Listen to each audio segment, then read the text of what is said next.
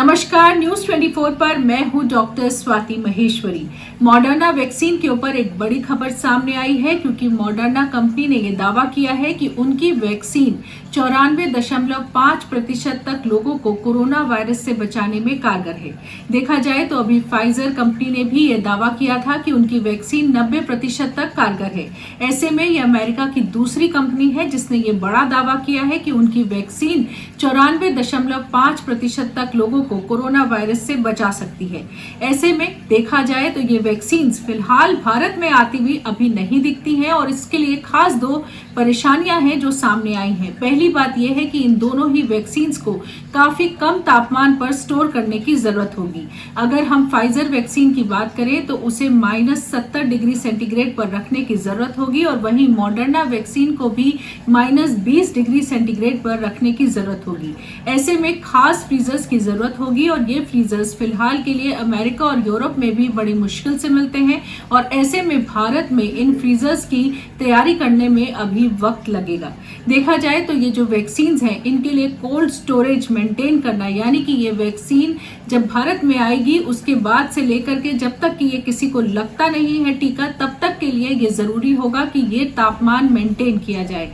और ऐसे में ICMR के पूर्व जो अधीक्षक हैं डॉक्टर गांगुली, उन्होंने ये बात भी बोली है कि ये भारत के लिए लॉजिस्टिक नाइटमेयर हो सकता है, यानी कि भारत के कोने कोने तक इस वैक्सीन को इस कोल्ड चेन के द्वारा पहुंचाना अभी के लिए एक बहुत बड़ी चुनौती बनकर सामने आएगी। ऐसे में इधर कंपनी ने यह दावा भी किया है कि उनकी वैक्सीन जो है उसके लिए वो एक डब्बे में रखकर इसको देंगे जिसमें 10 दिन तक -70 डिग्री सेंटीग्रेड का टेम्परेचर मेंटेन भी किया जा सकेगा।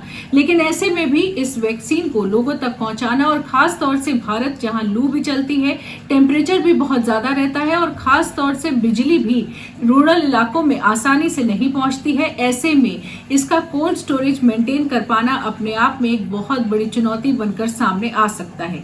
अगर विश्व की बात करें तो भारत ही ऐसा देश है जहां 40 करोड़ इम्यूनाइजेशन के टीके हर साल लगाए जाते हैं, यानी कि भारत ही पूरे विश्व में सबसे आगे है। लेकिन यहाँ सबसे बड़ी चुनौती केवल टीका लगाने की नहीं बल्कि कोल्ड स्टोरेज को मेंटेन करने की भी है। वहीं दूसरी बात यह भी है कि इन वैक्सीन को पहले ही कनाडा, UK और US जैसे देश पहले ही खरीद चुके हैं और ऐसे में भारत तक कितनी वैक्सीन पहुंच पाएंगी ये भी अभी एक बहुत बड़ी चुनौती है।